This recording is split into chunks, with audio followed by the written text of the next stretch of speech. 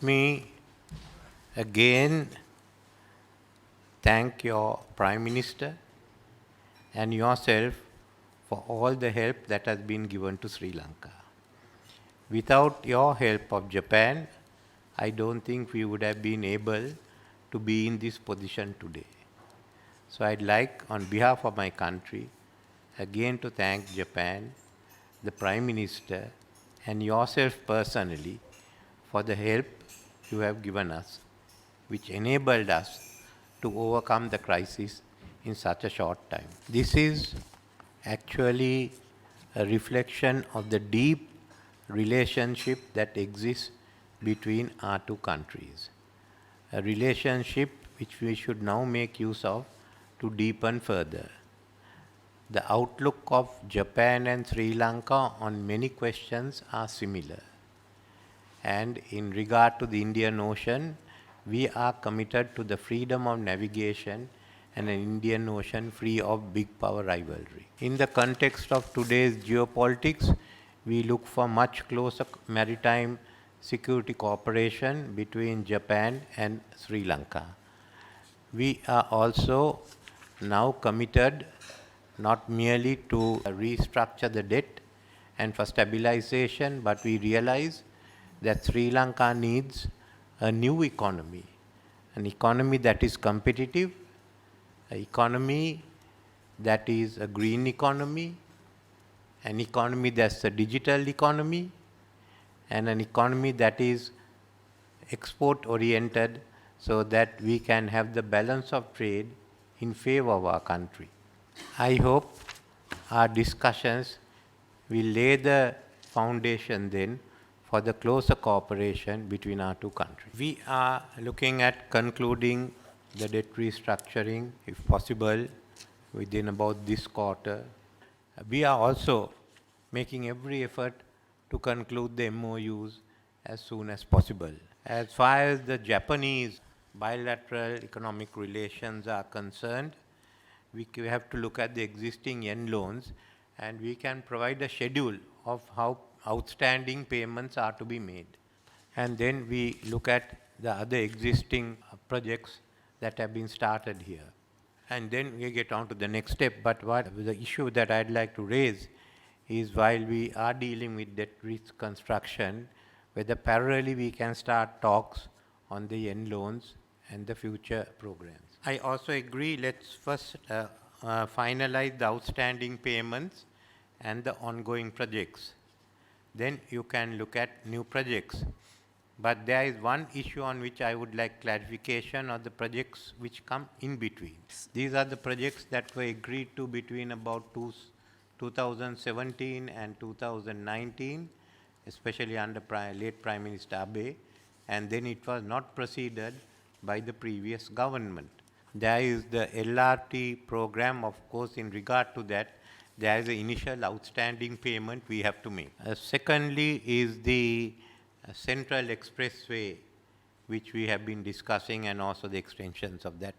Thirdly, the East Terminal, which is a question of a Japanese company being involved, coming there together with any other foreign partners they want. And then the second LNG plant in Keravalapitia. We don't intend to discuss those in length or in detail, but some indication of what you want to go ahead and what you will not will be helpful to us in our future planning. As also the technical help and JICA's role in planning the Candy City. So with these, let us now continue the dialogue and build on a much stronger foundation between our two countries.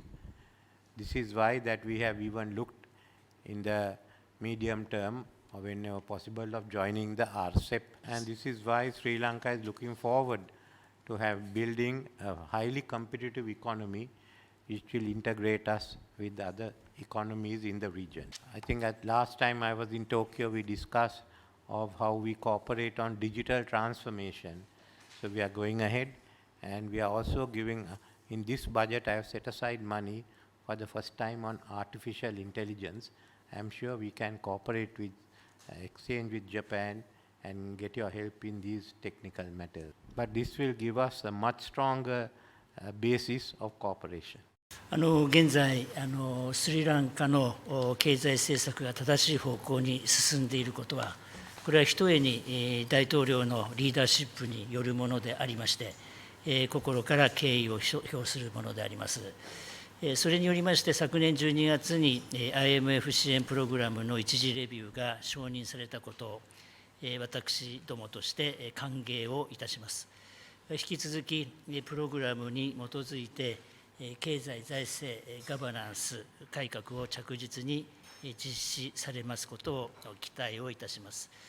IMF プログラムの実施にあたって欠かせない要素であります債務再編について、大変なプロセスであったものの、債権国会合を立ち上げてから約半年という短い期間で債務再編に関する基本合意に至ることができました。一方で、今後の合意文書の協議も含め、これからのプロセスが極めて寛容であると思っています。Well, Sri Lanka's economic policies are moving in the right direction, and we owe you, Your Excellency, a great deal for your leadership in putting the economic policies of your country in the right direction. I welcome this economic implementation of the economic policies in the right direction, which led to the approval of the first review of the IMF program last December, and I look to continued steady implementation of economic, fiscal, and governance reforms based on the program. With regards to the debt restructuring, which is an essential element in the implementation of the IMF program, I am pleased that although it has been a difficult process, an agreement in principle was reached within a short period of time, about half a year since the launch of the official creditors committee. Meanwhile, the process ahead will be crucial, including our upcoming consultations on the MOU. Well, one thing I would like to emphasize is that we need Sri Lanka to reach a prompt agreement with creditors outside the OCC, such as with China and with private creditors on comparative restructuring terms and conditions.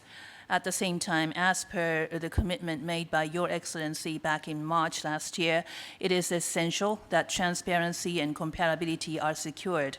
I ask you to ensure timely and appropriate sharing of information with the OCC regarding the status of negotiations with creditors outside the OCC and on their debt restructuring terms and conditions. ありがとうございました。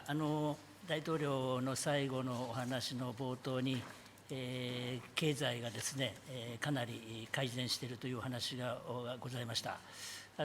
私どもとして、この経済指標を拝見させていただきますと、成長率でありますとか、インフレの低下でありますとか、かなり改善をされているということで、改めて大統領のリーダーシップに敬意を表したいと思います。Well, thank you very much, Your Excellency. I am very much impressed that your economy has improved quite significantly. I mean, I have been looking at the Sri Lankan economic indicators, looking at GDP, looking at inflation number coming down quite significantly. I realize that there has been a significant improvement in your economic situation. So I believe this is due to your strong leadership, and I have much respect for the leadership that you have demonstrated.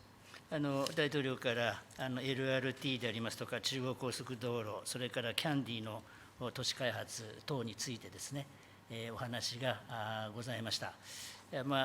基本的には既存の案件をまず再開するということが基本で、また未払い金の解消ということが前提であるという、基本的な立場がございますけれども、それらの申し出のことについて、具体的な方針につきましてはですね、帰国とよく相談をしながら、検討をしていきたいと考えております。I fully understand the projects that you have mentioned, LRT, Central Highway, Kandy, urban development, and so forth. I know all of these projects are important for Sri Lanka.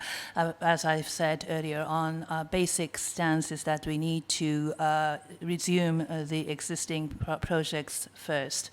And we also need to resolve the outstanding payment issue before we move on to new projects. But we will continue to closely communicate with your government on some of the specific requests that you have just mentioned. 今日は貴重なお時間を頂戴いたしまして、重ねて感謝申し上げます。 Your どうもありがとうござい Excellency, ました。 once again, thank you very much for sparing very precious time with us today.